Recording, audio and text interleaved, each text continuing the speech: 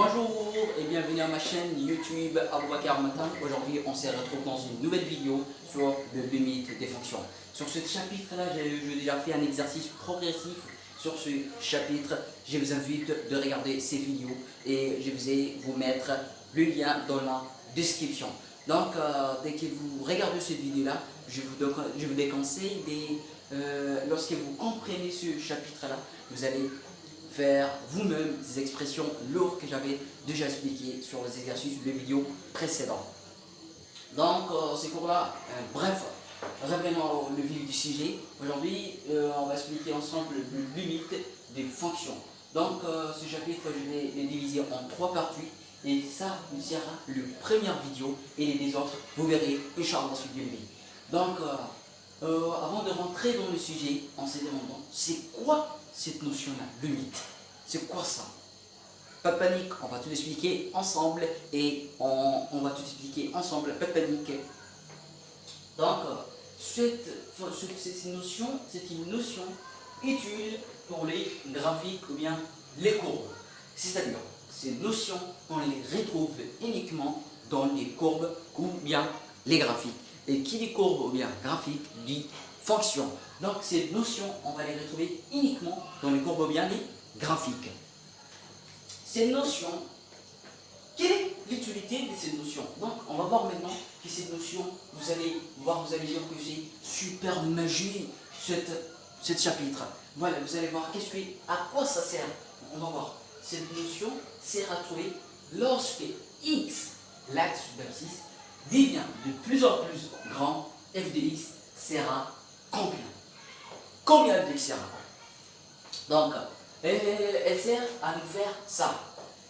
Dans la manière générale, c'est notre limite. Voilà, en le faisant abréger, LIM, lum de x carré, c'est-à-dire limite de x carré, lorsque x tend vers a. Et c'est lu de cette manière, par limite de x carré, lorsque x tend vers a, et A est un réel. Voilà. Je vais vous montrer un exemple bref. Regardez. On a un courbe, un graphique. Et à ce graphique, on a une fonction. Voilà. Vous voyez ici c'est l'axe d'abscisse x et ici c'est l'axe d'ordonnée f de x. Cette notion est très importante pour ce domaine-là. Je vous ai déjà dit, j'espère, que cette notion est définie uniquement dans les graphiques ou bien les courbes ou bien les fonctions. Donc, voilà, vous voyez cette courbe-là, on a une fonction considérable. Vous voyez que les fonctions, on ne voit pas là où elle va se terminer. Là où elle va se terminer, on ne voit pas. Vous voyez? Donc, cette notion va nous permettre de trouver si x devient de plus en plus jusqu'à là de plus en plus grand, f de x, son f de x, ça sert à combien? C'est pas magique ce chapitre, c'est magique, il n'y en a pas. Et vous verrez que c'est magique ce chapitre-là. Donc, x devient de plus en plus grand, cette notion va nous trouver son f de x. Voilà. Qu'est-ce qu'on avait dit? Cette notion est une notion, essayez de récapituler ce qu'on avait dit pour mieux comprendre et s'avancer dans ce chapitre.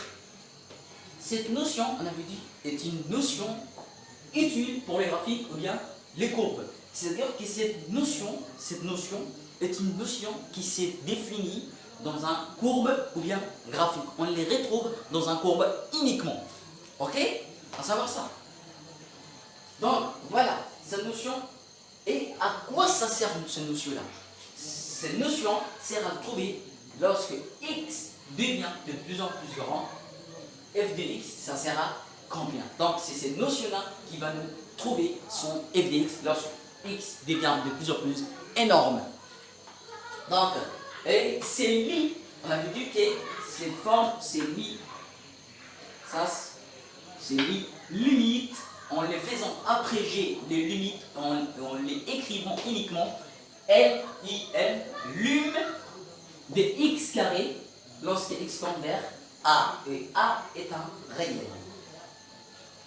Donc, on a fait une courbe qui nous sert à expliquer de manière sublime et profonde à à ces notions. Voilà. Voyez, vous avez un courbe.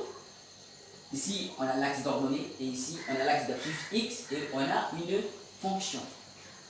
Considérons, on ne voit pas la fonction là où elle va se terminer. On ne voit pas. Mais si x devient de plus en plus grand, marquons maintenant ici 60, et on sait que cette fonction n'est pas terminée. Mais si x devient 80 à ici, son f de x, ça sera combien? Donc, c'est cette notion qui va nous trouver son f de x. C'est pas magique? C'est magique ce chapitre-là. Donc, allez, essayons de continuer le reste. Voilà, calcul de limite. On va calculer un peu de limites qui sont simples. Les autres qui sont un peu lourdes, vous verrez dans les autres vidéos. Voilà.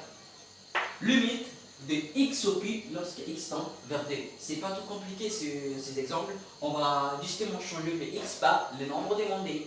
Ici, c'est lorsque x tend vers d, on change x par 2. d au cube est égal 8. Voilà.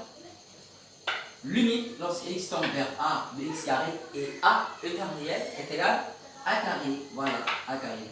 Limite de x carré lorsque x tend vers plus l'infini est égal plus l'infini. Pourquoi l'infini? Parce que l'infini au carré, c'est toujours plus l'infini. Et limite de x au cube lorsque x tend vers plus l'infini est égal moins l'infini. C'est magique, pourquoi moins l'infini? Parce que regardez ici, faites attention à ici, parce qu'il y a une piège. On regarde uniquement la puissance qui s'élève sur le x. Si la puissance ou bien le nombre qui s'élève sur le x est un nombre impair, le signe va se changer. Mais si la puissance qui s'élève sur le x est un nombre pair, le signe va toujours rester le même. Ok? Allez. Limite de x carré lorsque x tend vers moins l'infini est égal à plus l'infini, c'est les carrés qui éliminent le signe négatif. Donc, je vais vous expliquer un peu lorsque x tend vers plus l'infini. C'est ce que je disais maintenant, c'est si x devient de plus en plus grand, son f de x, ça sert à combien? C'est ici.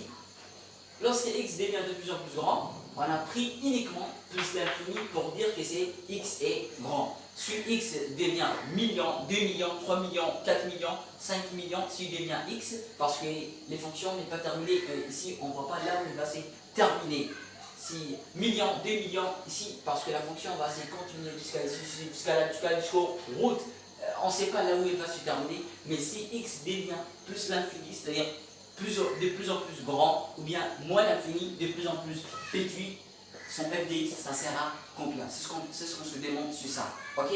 Voilà, c'est pour ça qu'on les met x tend vers plus l'infini ou bien x tend vers moins l'infini. C'est x, si x devient de plus en plus grand, son f de x, ça sert à combien? Les grands, c'est pour plus l'infini, c'est pour juste dire grand. Et si de plus en plus petit, c'est moins l'infini. Et voilà, j'espère que vous avez tout compris.